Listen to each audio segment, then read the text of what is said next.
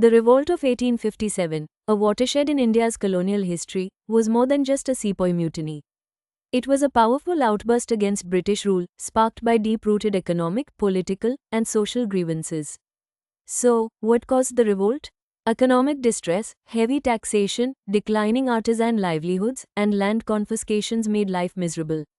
Political betrayal, annexation of Awadh in 1856 citing Musk governance, and aggressive expansion via the doctrine of lapse in places like Jhansi and Satara.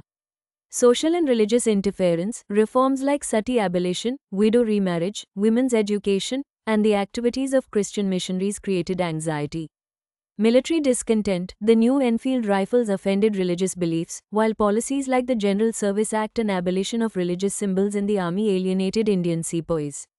Let's look at the main centers. Delhi, symbolic leadership under Bahadur Shah Zafar, with General Bakht Khan. Kanpur, led by Nana Sahib and Tantia Tope. Lucknow, Begum Hajrat Mahal rose in defiance. Jhansi, the valiant Rani Lakshmibai fought bravely. Bihar, Kunwar Singh, an old zamindar, led the charge. But the revolt failed due to lack of national unity or coordination, poor leadership beyond symbolic figures, absence of support from the educated middle class, and of course, the British had better resources and planning. Still, its impact was huge. The Government of India Act, 1858 ended company rule. The British Crown took direct control. The Viceroy replaced the Governor-General. Policies of annexation were reversed, but divide and rule began.